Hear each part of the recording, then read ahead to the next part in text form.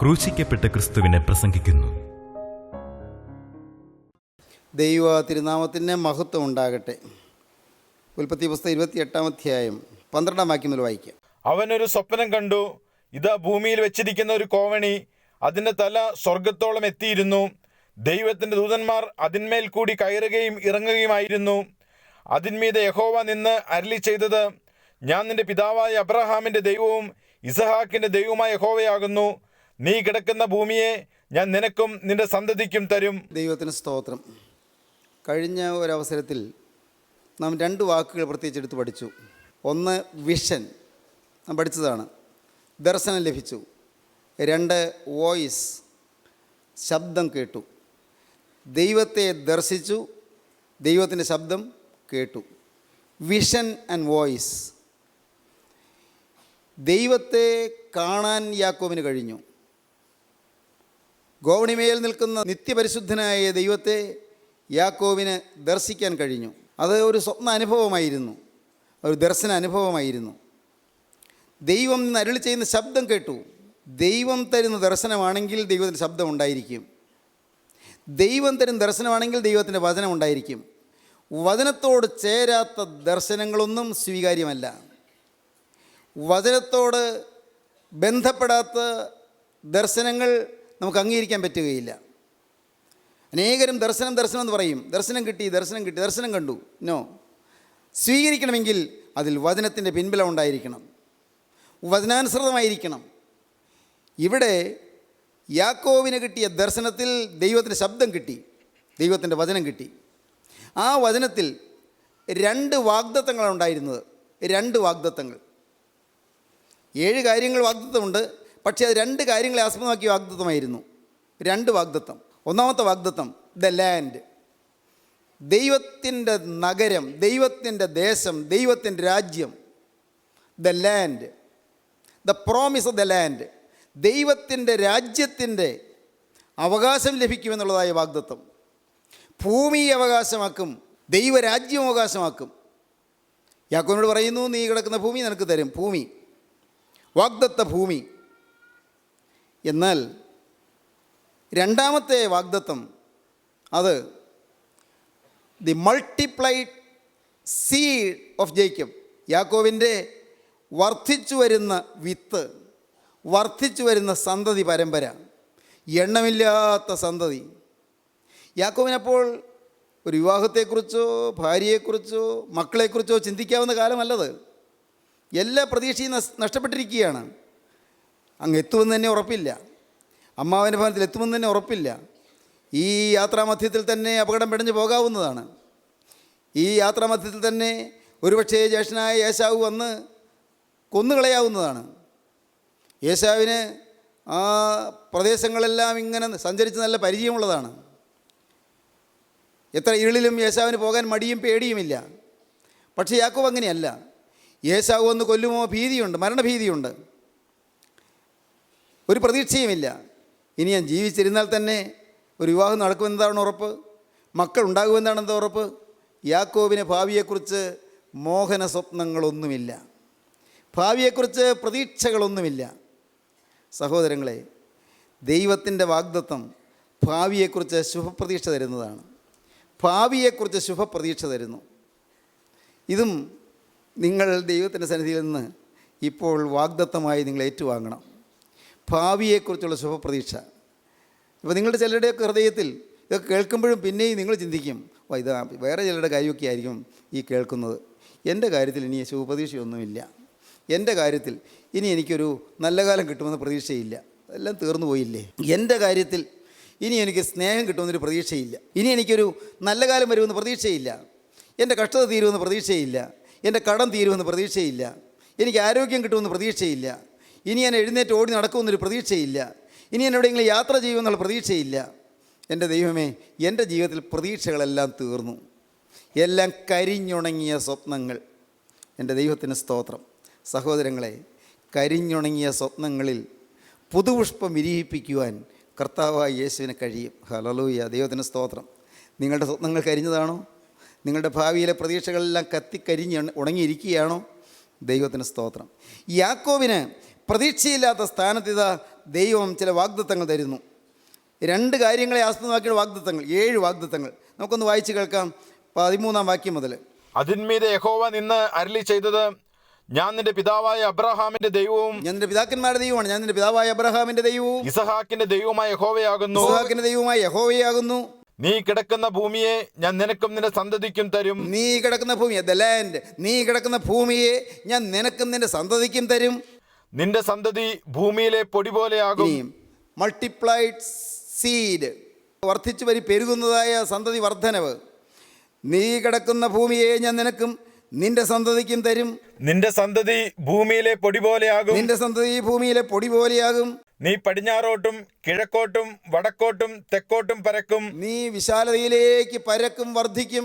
പടിഞ്ഞാറോട്ടും കിഴക്കോട്ടും വടക്കോട്ടും തെക്കോട്ടും പരക്കും. നീ മുഖാന്തരവും നിന്റെ സന്തതി മുഖാന്തരവും ഭൂമിയിലെ സകല വംശങ്ങളും അനുഗ്രഹിക്കപ്പെടും. നീ ഒരാൾ മുഖാന്തരവും നിന്റെ സന്തതി പരമ്പര മുഖാന്തരവും ഭൂമിയിലെ സകല വംശങ്ങളും അനുഗ്രഹിക്കപ്പെടും. ഇതാ ഞാൻ നിന്നോട് കൂടെയുണ്ട്. ഇതാ ഞാൻ നിന്നോട് കൂടെയുണ്ട്. നീ പോകുന്നിടത്തൊക്കെയും നിന്നെ കാത്ത് ഈ രാജ്യത്തേക്ക് നിന്നെ മടക്കി വരുത്തും. നീ പോകുന്നിടത്തൊക്കെയും നിന്നെ കാത്ത് ഈ രാജ്യത്തേക്ക് നിന്നെ മടക്കി വരുത്തും.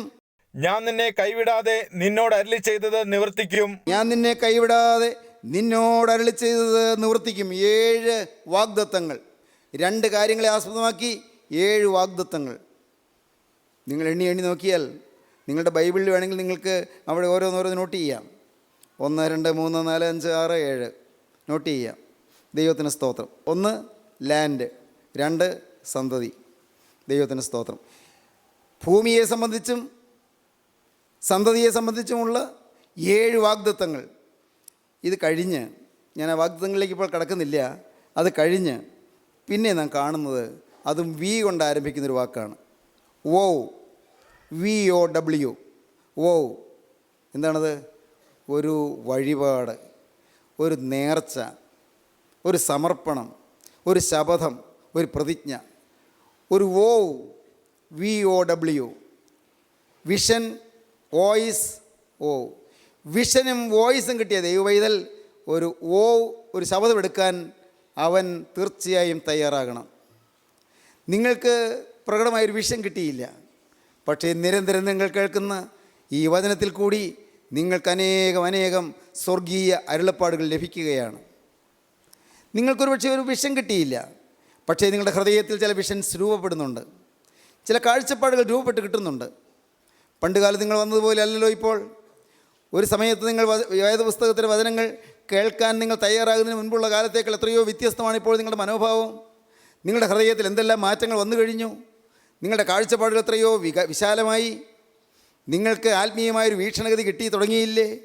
അനേകം പേർക്ക് ആത്മീയമായൊരു വീക്ഷണം കിട്ടിയിട്ടുണ്ട്. ഈ വാക്കുകളെ കേൾക്കുന്ന അനേകം പേര് വേദപുസ്തകം വായിക്കുന്നവരാണ്, ഈ ബൈബിളിനെ വില കൽപ്പിക്കുന്നവരാണ്, ഈ ബൈബിളിന് പ്രാധാന്യം കൊടുക്കുന്നവരാണ്, ബൈബിളിലെ വാക്കുകളെല്ലാം അക്ഷരം പ്രതി അനുസരിക്കാൻ താല്പര്യമുള്ളവരാണ്, പാപത്തോട് അല്പം പോലും മടി കൂടാതെ യുദ്ധം ചെയ്യുന്നവരാണ്, പാപത്തോട് പോരാടുന്നവരാണ്, പാപത്തിന് മേൽ ജയം വേണമെന്ന് ആഗ്രഹിക്കുന്നവരാണ്, പാപമില്ലാത്ത ജീവിതം നയിക്കാൻ താല്പര്യമുള്ളവരാണ്. നിങ്ങൾ അനേകം പേര് ഒരാത്മീയ ജീവിതത്തിൻ്റെ അനുഭവത്തിലേക്ക് വരാൻ തുടങ്ങി വെച്ചവരാണ്, കാൽ ചവിട്ടി തുടങ്ങിയവരാണ്. എന്നാൽ പ്രിയപ്പെട്ടവരെ, ജീവനുള്ള ദൈവം നിങ്ങളോട് പറയുന്നു, ദൈവത്തിന് സ്തോത്രം, നിങ്ങളുടെ ജീവിതത്തിൽ ഇതെല്ലാം ആയിട്ടും ഇതുവരെ നിങ്ങൾ ഒരു ശപഥം എടുത്തുവോ, ഒരു പ്രതിജ്ഞ എടുത്തുവോ, നിങ്ങളെ തന്നെ നേർച്ചയായി അർപ്പണം ചെയ്തുവോ, നിങ്ങളെ തന്നെ വഴിപാടായി അർപ്പണം ചെയ്തുവോ, നിങ്ങൾ വ്യക്തമായൊരു പ്രതിജ്ഞ എടുത്തുവോ? യാക്കോബ് പ്രതിജ്ഞ എടുത്തു. സ്വപ്നങ്ങൾ കരിഞ്ഞുണങ്ങിയ ചെറുപ്പക്കാരൻ, ആശകളെല്ലാം അസ്തമിച്ച ചെറുപ്പക്കാരൻ, പ്രതീക്ഷകളെല്ലാം നഷ്ടപ്പെട്ടു പോയ യുവാവ്, അന്ന് ദൈവത്തിൻ്റെ ദർശനം കിട്ടിയപ്പോൾ, ദൈവത്തിൻ്റെ അരുളപ്പാട് കേട്ടപ്പോൾ അവൻ അത്ഭുത സ്തബ്ധനായി. അവൻ തെല്ല് നേരം ഇങ്ങനെ സ്തംഭിച്ച് ഇരുന്നു. അവൻ പിന്നെ പറഞ്ഞു, ദൈവത്തിന് സ്തോത്രം, ഇത് സ്വർഗത്തിൻ്റെ വാതിൽ തന്നെ, ഇത് ദൈവത്തിൻ്റെ ആലയമല്ലാതെ മറ്റൊന്നല്ല. ഞാനിതാ ദൈവത്തിൻ്റെ ആലയത്തിലെത്തിയിരിക്കുന്നു. ഇത് ദൈവത്തിൻ്റെ ആലയമാണ്. ദൈവത്തിൻ്റെ ആലയം സ്വർഗത്തിൻ്റെ വാതിലാണ്. സ്വർഗത്തിൻ്റെ വാതിൽ തുറന്നിരിക്കുന്നു. അവന് വ്യക്തമായി കാഴ്ചപ്പാടുണ്ടായി. അവൻ ദൈവത്തോട് ചില ശപഥങ്ങൾ ചെയ്യുകയാണ്, ചില പ്രതിജ്ഞകൾ പറയുകയാണ്. വ്യക്തമായ പ്രതിജ്ഞകൾ, ശപഥങ്ങൾ, തീരുമാനങ്ങൾ. ദൈവത്തിന് സ്തോത്രം, നിങ്ങൾ അനേകം പേര് തീരുമാനമെടുത്തവരാണ്. ഇല്ലേ ഇനി ഞാൻ കോപിക്കുകയില്ല എന്ന് തീരുമാനിച്ചവർ പലരും ഇല്ലേ ഈ വാക്കുകളെ കേൾക്കുന്നത്? ഇനി ഞാൻ മദ്യം തൊടുകയില്ല എന്ന് തീരുമാനിച്ചവർ പലരും ഇല്ലേ? ആ തീരുമാനം പാലിക്കുന്നവർ പലരും ഉണ്ട്, എനിക്കറിയാം. മദ്യപാനം ചെയ്യുകയില്ലെന്ന് തീരുമാനിച്ച് പിന്നെ മദ്യത്തോടുള്ള ആസക്തി പോലും പോയി അനേകം പേരുടെ ഇരിപ്പുണ്ടെന്ന് എനിക്കറിയാം. പ്രിയപ്പെട്ടവരെ, ഇനി ഒരിക്കലും ഞാൻ മാതാപിതാക്കളോട് ധിക്കാരമായി പെരുമാറുകയില്ല എന്ന് തീരുമാനമെടുത്തവരിവിടെ ഇരിക്കുന്നില്ലേ? ഒരിക്കൽ പോലും എൻ്റെ അപ്പനെ ഞാൻ വേദനിപ്പിക്കുകയില്ല, അമ്മയെ ഞാൻ ദുഃഖിപ്പിക്കുകയില്ല എന്ന് തീരുമാനമെടുത്തവരുണ്ടല്ലോ. ഇനി എൻ്റെ ഭാര്യയെ ഒരിക്കലും ഞാൻ ഉപദ്രവിക്കുകയില്ല, ആ നിഷ്കളങ്കയായ സ്ത്രീയുടെ ഹൃദയത്തെ ഞാൻ നൊമ്പരപ്പെടുത്തുകയില്ല തീരുമാനമെടുത്തവർ അനേകരൂടെ ഉണ്ടല്ലോ. പ്രിയപ്പെട്ടവരെ, ചോദിക്കട്ടെ, നിങ്ങളുടെ ജീവിതത്തിൽ ഇനി ഞാൻ അലസതയിൽ കഴിയുകയില്ല, ഇനി ഞാൻ ബ്ലൂ ഫിലിം കാണുകയില്ല, ഇനി ചീത്തപ്പടം മ്ലേച്ഛചിത്രം കാണാൻ എൻ്റെ കണ്ണ് ഞാൻ കൊടുക്കുകയില്ല, എൻ്റെ കണ്ണ് ഞാൻ പിശാചിന് കൊടുക്കുകയില്ല, ഇനി ഞാൻ അഴുക്കിലേക്ക് പോവുകയില്ല, ചീത്ത കൂട്ടുകെട്ടിലേക്ക് പോവുകയില്ല, സമയം ഉഴപ്പിക്കളയുകയില്ല, ഞാൻ ചുമതലാബോധമുള്ളവനായിരിക്കും, കാര്യക്ഷമതയോടെ ഞാൻ ജോലി ചെയ്യും. അങ്ങനെ തീരുമാനമെടുത്തവരില്ലേ? ഉണ്ട്. പലരും തീരുമാനമെടുത്തവരാണ്, ശപഥം ചെയ്തവരാണ്, ഓവ് എടുത്തവരാണ്, പ്രതിജ്ഞ എടുത്തവരാണ്. എന്നാൽ ആ പ്രതിജ്ഞ ലംഘിച്ചവർ ചിലരെങ്കിലും ഇല്ലേ? പ്രിയപ്പെട്ടവരെ, നിങ്ങളുടെ പ്രതിജ്ഞകൾ നിങ്ങൾ ലംഘിച്ചില്ലേ? സന്ദർഭം വന്നപ്പോൾ നിങ്ങൾ പ്രതിജ്ഞകൾ പാളിപ്പോയില്ലേ? സന്ദർഭം വന്നപ്പോൾ നിങ്ങളുടെ തീരുമാനങ്ങൾ ഉടഞ്ഞുപോയില്ലേ? ഒരു സാഹചര്യം വന്നപ്പോൾ നിങ്ങൾ അല്പനേരത്തേക്ക് ഒരു ബലഹീന നിമിഷത്തിൽ നിങ്ങളെല്ലാം മറന്നുപോയില്ലേ? ദൈവത്തോട് പറഞ്ഞത് നിങ്ങൾ മറന്നുപോയില്ലേ? ദൈവത്തിന് സ്തോത്രം. വേദപുസ്തകത്തിൽ എന്നെ വളരെ ആകർഷിച്ചൊരു വാക്യമാണ്. യഹോവയോട് ഞാൻ പറഞ്ഞുപോയി, എനിക്ക് പിന്മാറിക്കൂടാ. വേദപുസ്തകത്തിൽ ഒരു പൂർവിക പാരമ്പര്യമൊന്നുമില്ലാത്ത ഒരാളാണത് പറഞ്ഞത്. പുറത്ത് പറഞ്ഞാൽ ആ ആളുടെ പേര് കേട്ടാൽ പലരും ലജ്ജ തോന്നുന്നൊരു പേരാണ്. കാരണം ആ ആളുടെ പഴയ ജീവിതം നല്ലതല്ല, ആ ആളുടെ അമ്മയുടെ ജീവിതവും നല്ലതല്ല, വളരെ മോശപ്പെട്ടൊരു ജീവിതമായിരുന്നു, കുടുംബ പാരമ്പര്യം മോശമായിരുന്നു. ആ ആളുടെ പേര് ഇബ്താഹ് എന്നാണ്. ന്യായാധിപന്മാരുടെ പുസ്തകത്തിൽ ഇബ്താഹ് പരാക്രമശാലിയായിരുന്നു. പക്ഷേ അടുത്ത വാക്യം, എങ്കിലും അവൻ പരാക്രമശാലിയെങ്കിലും അവൻ വേശ്യാപുത്രനായിരുന്നു. അവൻ്റെ അമ്മ ഒരു നല്ല പാരമ്പര്യമുള്ളവളല്ല, മോശമായ ജീവിതമുള്ളവളായിരുന്നു. അവളുടെ ജീവിതം അസാൻമാർഗികമായിരുന്നു. പറഞ്ഞാൽ ഏറ്റവും മോശമായൊരു സാഹചര്യത്തിൽ പിറന്നവനാണ് ഇബ്താഹ്. അവൻ്റെ പാരമ്പര്യം നല്ലതല്ല. പഴയ പാരമ്പര്യം നോക്കിയാൽ ഒരു അഭിനന്ദനാർഹമായോ അഭിമാനാർഹമായോ ഒന്നും പറയാനില്ല. പക്ഷേ അവൻ്റെ ജീവിതത്തിൽ അവനൊരു വാക്ക് ദൈവത്തോട് പറഞ്ഞു. എന്നിട്ട് അവൻ പറഞ്ഞു, യഹോവയോട് ഞാൻ പറഞ്ഞുപോയി, എനിക്ക് പിന്മാറിക്കൂടാ. പ്രിയപ്പെട്ടവരെ, നിങ്ങളുടെ ജീവിതത്തിലെ നിന്ദകൾ മാറും. അപ്പനില്ല എന്നുള്ള നിന്ദ മാറും. ദൈവത്തിന് സ്തോത്രം. നിങ്ങളുടെ കുടുംബത്തിൻ്റെ ദോഷങ്ങൾ മാറും. ഒന്നും നിങ്ങളെ തൊടുകയില്ല. പഴയ പാരമ്പര്യത്തിൽ പല ദോഷങ്ങൾ സംഭവിച്ച കുടുംബമായിരിക്കാം, പുറത്ത് പറയാൻ അറയ്ക്കുന്നതായ പല ചീത്ത ബന്ധങ്ങളുമുള്ള കുടുംബമായിരിക്കാം, അല്ലെങ്കിൽ പൂർവികരായിരിക്കാം. പക്ഷേ ഒന്നും നിങ്ങളെ തൊടുകയില്ല. വ്യക്തമായിരിക്കണം, യഹോവയോട് ഞാൻ പറഞ്ഞുപോയി എന്ന് പറയാൻ സാധിക്കണം. ഒരിക്കലായി ദൈവത്തോടൊരു വാക്ക് പറഞ്ഞവരായിരിക്കണം. ഇന്ന് ഈ വാക്കുകൾ നിങ്ങൾ കേൾക്കുമ്പോൾ നിങ്ങൾക്ക് തോന്നുന്നുണ്ടോ ജീവനുള്ള ക്രിസ്തുവിനോടൊരു വാക്ക് പറയാൻ? ദൈവത്തിന് സ്തോത്രം.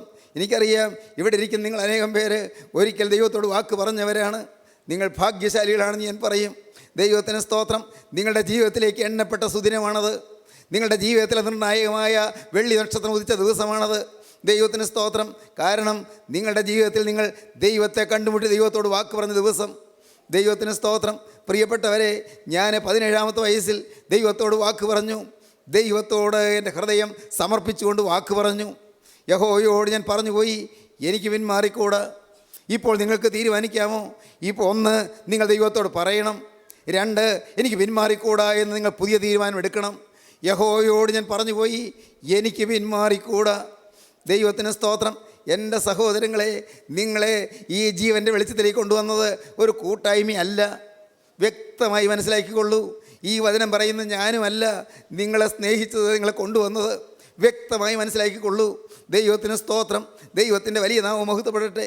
നിങ്ങളെ സ്നേഹിച്ചത്, നിങ്ങളെ സത്യവചനത്തിലേക്ക് കൊണ്ടുവന്നത് ജീവനുള്ള ക്രിസ്തുവാണ്. ക്രിസ്തുവിൻ്റെ ശബ്ദമാണ് നിങ്ങളെ ആകർഷിച്ചത്. സ്വർഗീയ സ്നേഹമാണ് നിങ്ങളെ വശീകരിച്ചത്. പിതാക്കന്മാർ പണ്ട് പാടിയതുപോലെ, എന്നെ മയക്കി നിന്നൽ സൗന്ദര്യാശ്ചര്യങ്ങൾ, നിൻ സ്തുതി പാടാൻ ദൈവസുതാ നാവ് ഇവനെല്ലൊന്നും എനിക്ക് നാവില്ല കർത്താവേ. എന്നെ നിൻ്റെ ക്രൂസിലെ സ്നേഹം എന്നെ ആകർഷിച്ചു. എന്നെ നിൻ്റെ ക്രൂസിലെ സ്നേഹം സ്വാധീനം ചെയ്തു. എന്നെ നിൻ്റെ ക്രൂസിലെ സ്നേഹം വശീകരിച്ചു. എന്നെ മയക്കി നിന്നൽ സൗന്ദര്യാശ്ചര്യങ്ങൾ, നിൻ്റെ ആശ്ചര്യകരമായ നൽ സൗന്ദര്യം എന്നെ മയക്കി എന്നാണ് പൂർവ്വപിതാക്കന്മാർ പാടിയത്, കെംതാ നമസ്കാരത്തിൽ പാടിയത്. പ്രിയപ്പെട്ടവരെ, നിങ്ങളോട് ചോദിക്കട്ടെ, നിങ്ങൾക്ക് ഈ അനുഭവം കിട്ടിയോ? ദൈവത്തിന് സ്തോത്രം. നിങ്ങൾക്ക് ലഭിച്ചോ ഈ അനുഭവം? ഇതേ ദേഹോയോട് ഞാൻ പറഞ്ഞു പോയി, എനിക്ക് പിന്മാറിക്കൂടാ. പിതാക്കന്മാർ അന്ന് ഗാനം പാടിയപ്പോൾ ഞാൻ ഓർക്കുകയാണ്, എൻ്റെ ദൈവമേ, പിതാക്കന്മാരുടെ വിശ്വാസം എത്ര ശ്രേഷ്ഠമായിരുന്നു, എത്ര മഹത്തരമായിരുന്നു, എന്ത് ഉദാത്ത ഭാവമായിരുന്നു, എന്ത് ഉന്നതമായ ചിന്താഗതിയായിരുന്നു.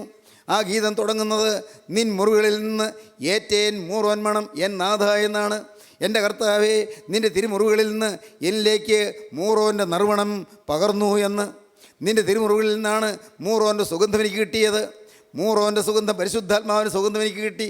നിൻ മുറികളിൽ നിന്ന് ഏറ്റേൻ, ഞാൻ ഏറ്റു മൂറോന്മണം എൻ നാഥ. നിൻ അധരങ്ങളഹോ പട്ടിൻ നൂലോടൊത്തുള്ളൂ, പട്ടിൻ്റെ നൂല് പോലെ മൃദുല മോഹനമായ സ്നിഗ്ധ സുന്ദരമായ ആ നിൻ്റെ തിരുവചനങ്ങൾ നിൻ്റെ അധരങ്ങളിൽ നിന്ന് പൊഴിഞ്ഞപ്പോൾ എനിക്ക് ലഭിച്ചത് മൂറോൻ്റെ നറുമണമാണ്. അത് തിരുമുറിവുകളിൽ നിന്ന് ഏറ്റതായ സുഗന്ധമാണ്. എൻ്റെ കർത്താവേ, ഈ സുഗന്ധം എവിടെ നിന്നാണ് വരുന്നതെന്നറിയാൻ ഞാൻ ആർത്തി കൊണ്ട് ഓടി. എവിടെ നിന്നാണ് ഈ സുഗന്ധം വരുന്നത്? അതിൻ്റെ ഉറവിടം തേടിയുള്ള ഓട്ടം. ഞാൻ ഓടി ചെന്നു. അപ്പോൾ ചിലരെന്നെ തടഞ്ഞു, ഭടന്മാരെന്നെ തടഞ്ഞു. അവർ മല്ലന്മാരായിരുന്നു, അവർ കരുത്തരായിരുന്നു. എന്നെ തടഞ്ഞവർ ഉന്നത അധികാരമുള്ളവരായിരുന്നു, അവർ കൽപ്പന പുറപ്പെടുവിക്കാൻ കൽപ്പുള്ളവരായിരുന്നു. എൻ്റെ ദൈവമേ, അവരെന്നെ തടഞ്ഞു, ഭടന്മാരെന്നെ തടഞ്ഞു. പക്ഷേ അവർക്കെന്നെ തടഞ്ഞു നിർത്താൻ പറ്റിയില്ല. അത്രമാത്രം ശക്തമായിരുന്നു എനിക്ക് ലഭിച്ച ആകർഷണം. അത്രമാത്രം തടുക്കാനാവാത്തത്, നല്ല വാക്ക് പറഞ്ഞാൽ അപ്രതിരോധ്യമായിരുന്നു എനിക്ക് ലഭിച്ചതായ ആകർഷണം. ഞാൻ ആകർഷണത്തിൻ്റെ കേന്ദ്രബിന്ദുവിനെ തേടി ഓടി, ആ സുഗന്ധത്തിൻ്റെ ഉറവിടം തേടി ഓടി ഞാൻ ചെന്നു. അപ്പോൾ കർത്താവേ, ഞാൻ കണ്ടത് എന്താണ്? നീയെ കുരിശിൽ കിടന്ന് പിടയുന്നത്, തിരുമാറു തുറന്നും തിരക്തം വാർന്നും കിടക്കുന്ന എൻ്റെ യേശുവിനെ ഞാൻ കണ്ടു. അപ്പോൾ എൻ്റെ ഹൃദയം നന്ദി കൊണ്ട് നിറഞ്ഞു. നാഥ, ഞാൻ നിനക്ക് സ്തുതി പാടി അട്ടഹസിക്കുന്നു എന്ന്, ഹല്ലേലൂയ എന്ന് അട്ടഹസിച്ച് പറയുന്നു എന്ന് ഞാൻ പാടി. ഞാനിതാ പാടുന്നു. ദൈവത്തിന് സ്തോത്രം. നിൻമുറിവുകളിൽ നിന്നേറ്റേൻ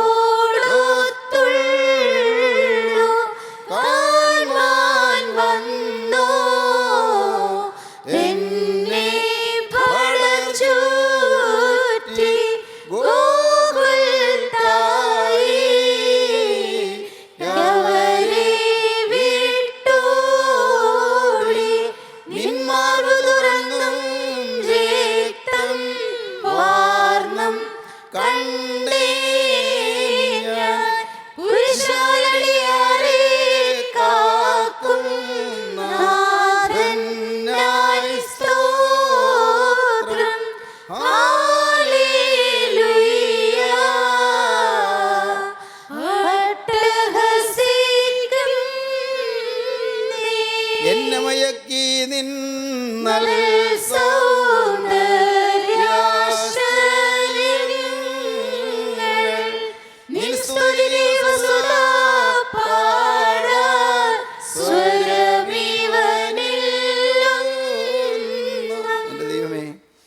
എന്നെ ഈ ക്രൂസിലെ സ്നേഹം മയക്കിയെടുത്തു. സഹോദരങ്ങളെ, ദൈവത്തിന് സ്തോത്രം. ശപഥം ചെയ്യാനുണ്ടോ നിങ്ങൾക്ക്?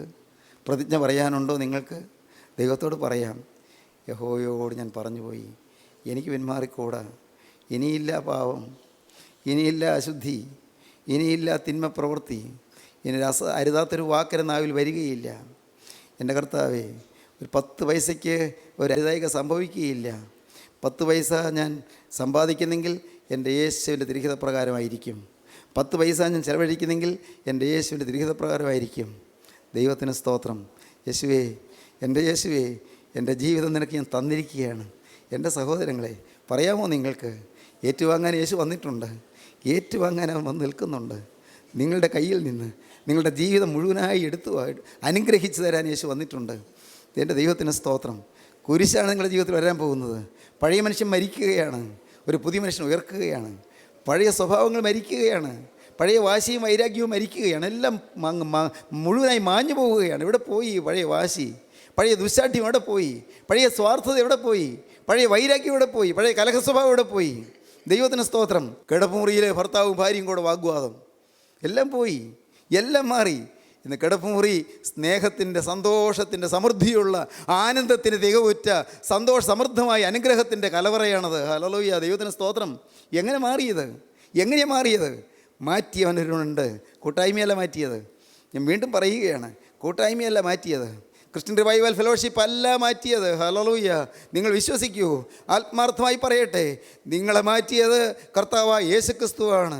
നിങ്ങളെ മാറ്റിയത് നിങ്ങൾക്ക് വേണ്ടി രക്തം ചിന്തിയ രക്ഷകനാണ്. നിങ്ങൾക്ക് രൂപാന്തരം തന്നത് നിങ്ങൾക്ക് വേണ്ടി കുരിശിൽ പെടഞ്ഞ ഉടയവനാണ്. നിങ്ങൾക്ക് സ്വഭാവത്തിൽ മാറ്റം വരുത്തിയത് കർത്താവായ യേശുക്രിസ്തുവിൻ്റെ തിരുരക്തമാണ്. ആ തിരുരക്തമാണ് ഇപ്പോൾ നിങ്ങളോട് ഗുണകരമായി സംസാരിക്കുന്നത്.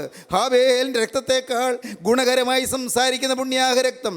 ഹാബേലിൻ്റെ രക്തം പ്രതികാരത്തിന് വേണ്ടി വാഞ്ചിക്കുന്ന രക്തമാണ്.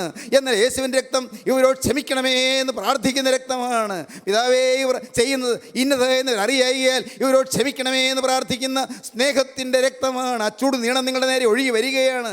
ആ തിരുരക്തം നിങ്ങളെ കഴുകുകയാണ്. ആ തിരുരക്തം നിങ്ങളെ വലയം ചെയ്യുകയാണ്. ആ തിരുരക്തം നിങ്ങൾക്ക് മുദ്ര ചാർത്തി തരികയാണ്. ആ തിരുരക്തം സംഹാര ദൂതൻ നിങ്ങളെ തൊടാതെ വണ്ണം നിങ്ങളുടെ വാതിൽപ്പടിമേലും കുറുമ്പടിമേലും തളിക്കുകയാണ്. അവൻ നിങ്ങളെ രക്ഷിക്കുകയാണ്. അവൻ നിങ്ങളെ വിടുവിക്കുകയാണ്. സാത്താന്യ ബാധകൾ മാറ്റുകയാണ്. പൈശാചിക ബന്ധനങ്ങൾ അഴിക്കുകയാണ്. ദുരാത്മ ഭീതികൾ അകറ്റുകയാണ്. എല്ലാ ഭൂതപ്രേത വേതാള കേളികളും നിങ്ങൾ മാറ്റി നിങ്ങൾക്ക് സൗഖ്യം തരികയാണ്. നിങ്ങളുടെ കുടുംബത്തെ വിടുവിക്കുകയാണ്. നിങ്ങളുടെ മക്കളെ രക്ഷിക്കുകയാണ്. അനുഗ്രഹം നിങ്ങളുടെ മേൽ പകരുകയാണ്. വേണമോ പ്രിയപ്പെട്ടവരെ നിങ്ങൾക്ക് യേശുവിനെ? ഈ യേശുവിൻ്റെ കൃപ നിങ്ങൾക്ക് വേണമോ? യേശുവിൻ്റെ സാന്നിധ്യം നിങ്ങൾക്ക് വേണമോ? യേശുവിൻ്റെ ഹൃദയത്തിൻ്റെ നാഥനായി ഏറ്റെടുക്കണമോ? എങ്കിൽ ഇതാ യേശു വന്ന് അരികത്ത് നിൽക്കുന്നു. യേശുവിനോട് പറയുവീൻ, യേശുവേ, ഈ നിമിഷം മുതൽ ഞാനൊരു പുതിയ സൃഷ്ടി. യേശുവിനോട് പറയുവീൻ, എൻ്റെ യേശുവേ, ഈ നിമിഷം മുതൽ ഞാനൊരു പുതിയ സൃഷ്ടി. യേശുവേ, ഈ നിമിഷം മുതൽ ഞാനൊരു പുതിയ സൃഷ്ടി. നമുക്ക് പ്രാർത്ഥിക്കാം. കരുണയുള്ള കർത്താവേ, ഈ അനുഗ്രഹീത നിമിഷങ്ങൾക്കായി സ്തോത്രം. എൻ്റെ കർത്താവേ, നിൻ്റെ പരിശുദ്ധ സാന്നിധ്യം ഈ അല്പപ്രാണികളായി ഞങ്ങൾക്ക് തന്നതിനായി സ്തോത്രം. ഞങ്ങളോ നിസ്സാരര്, ഞങ്ങളോ ഏറ്റവും ബലഹീനര്, എന്നിട്ടും നീ ഞങ്ങളെ സ്നേഹിച്ച് ഞങ്ങളുടെ ശരീരത്തേക്ക് വരുന്നതിനായി സ്തോത്രം. കർത്താവേ, കുരിശിൻ്റെ സ്നേഹം ഞങ്ങളെ തഴുകുന്നതിനായി സ്തോത്രം. കുരിശിലെ അത്ഭുത കൃപ ഞങ്ങളെ വലയം ചെയ്യുന്നതിനായി സ്തോത്രം. എല്ലാവരെയും തലോടുന്നതിനായി സ്തോത്രം. വചനം കേട്ട് എല്ലാവരെയും അനുഗ്രഹിച്ചതിനായി സ്തോത്രം. കർത്താവേ, സമാധാനം പകർന്നതിനായി സ്തോത്രം. പ്രശ്നങ്ങൾ പരിഹരിച്ച് കൊടുക്കണമേ കർത്താവേ. ഭാരങ്ങൾ അകറ്റണമേ കർത്താവേ. വേദനകൾ നീക്കണമേ കർത്താവേ. രോഗസൗഖ്യം അയക്കണമേ കർത്താവേ. എല്ലാവരെയും കൃപയിൽ പരിപാലിക്കണമേ. അടുത്ത രണ്ടാമത്തവരെ വേണ്ടി ഒരുക്കണമേ. യേശുനാഥൻ്റെ അൻപേറിയ നാമത്തിൽ യാചിക്കുന്ന കർത്താവേ, കൃപയോടെ കേൾക്കുമാറാകണമേ. ആമീൻ.